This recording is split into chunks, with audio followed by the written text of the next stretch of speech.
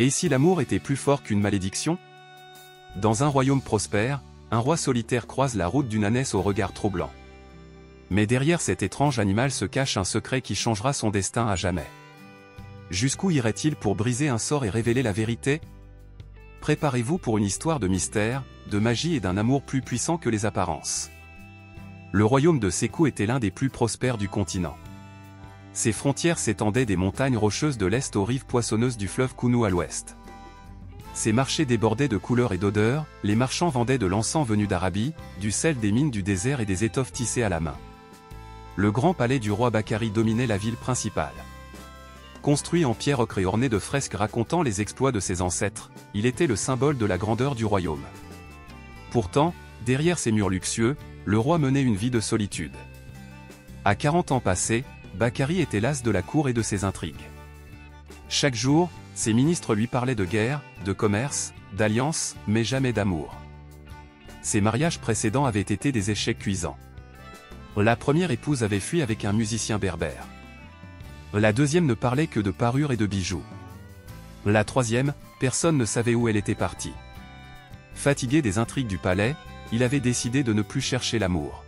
« Je préfère la compagnie du vent et des étoiles », disait-il à ses courtisans. Les poètes chantaient son nom, mais aucun chant ne réchauffait son cœur. Un soir, tandis qu'il chevauchait seul dans la savane, il aperçut une silhouette étrange sous un acacia. Une ânesse pas comme les autres. La brise nocturne caressait doucement les branches du grand acacia sous lequel se tenait l'animal. Son pelage, d'un brun profond, semblait paré de fils d'or sous la lumière de la lune. Une créature aussi majestueuse n'avait jamais été aperçue dans le royaume, et pourtant, elle était là, immobile, le regard posé sur le roi Bakari. Ce n'était pas un simple regard. Il y avait dans ses grands yeux sombres une lueur d'intelligence troublante, presque humaine. Le roi sentit un frisson lui parcourir l'échine. Il fit un pas en avant, tendant la main vers l'ânesse. Contre toute attente, elle ne recula pas. Au contraire, elle inclina légèrement la tête, comme pour l'inviter à approcher davantage. « D'où viens-tu, étrange créature » murmura-t-il, captivé. Un éclat humide brilla au coin de l'œil de l'animal. Une larme? Le roi cligna des yeux, incertain. Comment une ânesse pouvait-elle pleurer? Était-ce un signe du ciel? Un enchantement? Ses soldats, eux, restaient en retrait, échangeant des regards méfiants. L'un d'eux osa s'avancer. « Majesté, peut-être est-ce une bête ensorcelée. Nous devrions nous en méfier. » « Non, » répliqua Bakari d'une voix ferme. « Cette créature n'a rien d'hostile. Nous l'emmènerons au palais. » Avec une docilité surprenante, l'ânesse suivit le roi et son escorte à travers la plaine silencieuse. Arrivé au palais, il ordonna qu'on lui prépare une étable digne d'un hôte royal, des coussins brodés furent disposés sur le sol, de riches tapis recouvrirent les murs, et un abreuvoir en bronze fut rempli d'eau pure. Mais malgré tout ce luxe, l'ânesse restait mélancolique. Chaque nuit, elle levait les yeux vers la lune et poussait un long soupir. Bakari, assis sur son trône, l'observait en silence. Ce n'était pas une bête ordinaire. Il en était convaincu. Le mystère ne faisait que commencer. Dans le palais royal vivait un serviteur aussi rusé qu'impertinent, Nar. Petit, trapu, affublé d'un nez trop long et de dents proéminentes, il était craint autant que redouté par les courtisans. Rien ne lui échappait, il écoutait, observait et, surtout, se mêlait de tout. Lorsqu'il remarqua que le roi passait plus de temps avec une ânesse qu'avec ses conseillers et ministres, il ne put s'empêcher de railler. Notre souverain a trouvé son âme sœur, et c'est une ânesse.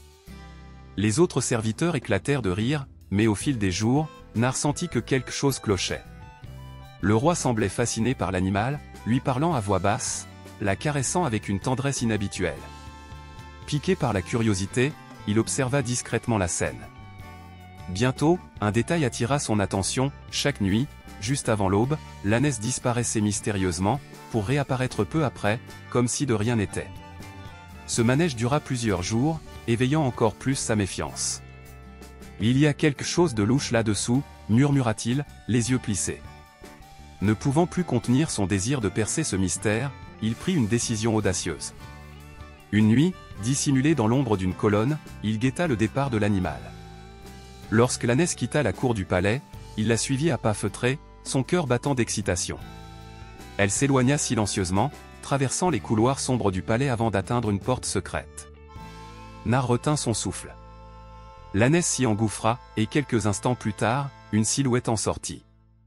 Ses yeux s'écarquillèrent d'effroi. Ce qu'il venait de voir dépassait tout ce qu'il avait imaginé. Caché derrière un pilier, Nar observa la scène. Un léger vent souffla dans l'étable. La lueur d'une étoile sembla descendre du ciel et enveloppa l'ânesse. Puis, elle se transforma.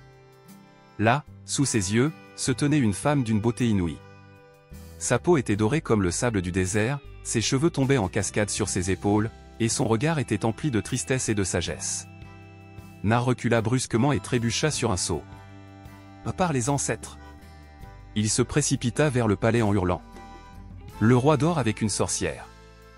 Le roi Bakari se réveilla en sursaut, le souffle court.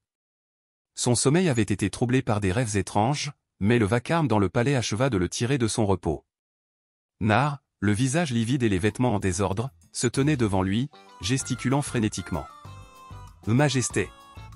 bégaya-t-il. « J'ai vu une ânesse qui devient une femme. » Bakari fronça les sourcils. L'idée semblait absurde, le fruit d'un esprit troublé ou d'un mauvais songe. Pourtant, l'expression de Nar ne laissait place à aucun doute, il croyait à ce qu'il disait. « Une ânesse qui se transforme ?» répéta le roi d'un ton incrédule. « Je l'ai vue, Majesté. Une lumière l'a enveloppée et, elle est devenue une femme d'une beauté envoûtante. » Bakari resta silencieux un moment. Nar était certes un homme peureux, mais il n'était pas menteur. Troublé, le roi décida d'en avoir le cœur net. Il se leva, enfila un manteau d'étoffe brodée et suivit discrètement son serviteur jusqu'à l'étable. L'air nocturne était frais, chargé du parfum des fleurs endormies. Caché dans l'ombre d'un mur de pierre, Bakari scruta l'obscurité. Tout semblait paisible, mais alors qu'il s'apprêtait à tourner les talons, une brise souleva la poussière du sol. Soudain, une lueur céleste descendit lentement et enveloppa l'ânesse qui dormait paisiblement. Les contours de l'animal se brouillèrent, et sous les yeux ébahis du roi, une silhouette humaine se dessina peu à peu. Son cœur faillit s'arrêter. Là, sous le clair de lune, se tenait une femme d'une beauté irréelle. Sa peau dorée semblait capter la lumière, ses cheveux ondoyaient comme une rivière d'ombre, et son regard, empli de tristesse et de résignation, se posa sur lui. Elle recula d'un pas, effrayée. « Je voulais te le dire, mais j'avais peur », murmura-t-elle d'une voix tremblante. Bakari sentit un frisson parcourir son échine. Qui était-elle? Comment était-ce possible? Et qui es-tu? demanda-t-il doucement. Je m'appelle Syrah, répondit-elle en baissant les yeux. Autrefois, j'étais une princesse. Un voile de douleur passa dans son regard. Elle inspira profondément avant de poursuivre. J'étais autrefois la princesse d'un royaume voisin, dit Rama. Mon peuple me surnommait la perle du désert. J'étais belle, je dansais comme le vent et parlais avec la sagesse des anciens. Mon royaume a été anéanti par une sorcière jalouse de ma beauté et de mon bonheur. Elle m'a maudite. Sa voix se brisa.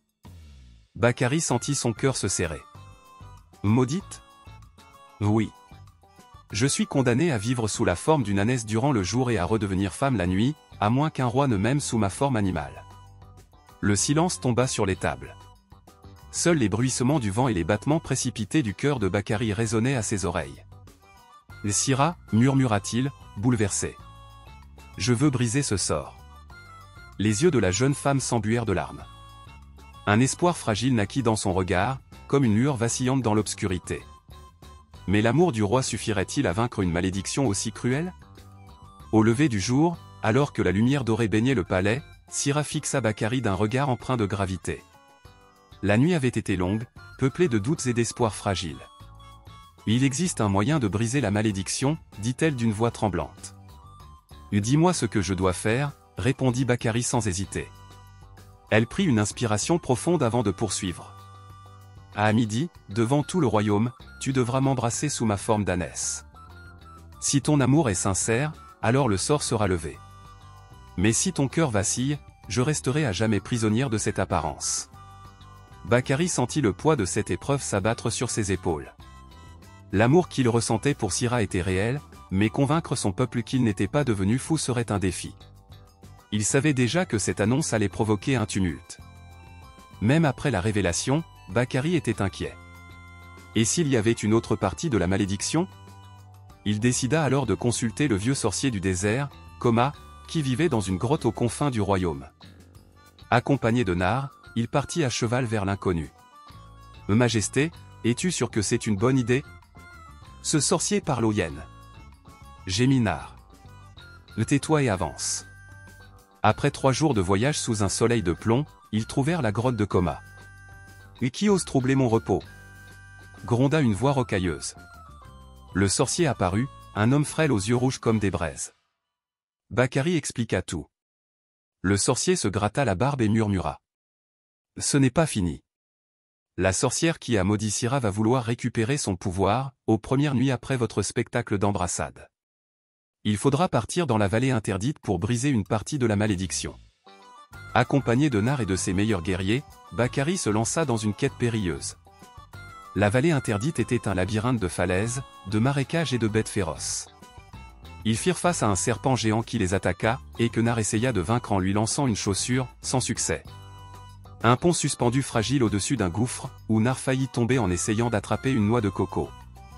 Une horde de spectres gardant les perles d'or, qu'ils purent vaincre grâce à une ruse de Nar, qui imita la voix de Djambala pour les tromper. Après 1000 péripéties, Bakary trouva les 3 perles d'or. Mais au moment où il allait repartir, Djambala apparut une dernière fois. « Bravo, roi Bakary. Mais une dernière épreuve t'attend. » Comme prévu, la nouvelle se répandit à travers le royaume comme une traînée de poudre. Les nobles s'indignèrent, les guerriers échangèrent des regards perplexes, et les marchands en firent un sujet de moquerie. « Le roi va embrasser une ânesse. » Ricana Théon sur les places publiques. « Une folie sans précédent. » s'exclamèrent les vieillards du conseil. Les rumeurs enflèrent jusqu'à atteindre le palais, mais Bakary demeura inébranlable. Son amour était plus fort que la honte ou la peur du ridicule. À l'heure convenue, la grande place fut envahie par une foule immense. Sous un soleil implacable, Syrah, sous sa forme animale, se tenait au centre de l'estrade. Les murmures couraient parmi la foule, et certains riaient sous cape. D'autres observaient en silence, fascinés par l'étrange scène qui se déroulait sous leurs yeux. Bakary s'approcha lentement. Chaque pas était un combat contre le doute, contre les traditions, contre les regards incrédules de ses sujets. Mais lorsque ses yeux croisèrent ceux de Syrah, il ne vit ni malédiction, ni disgrâce.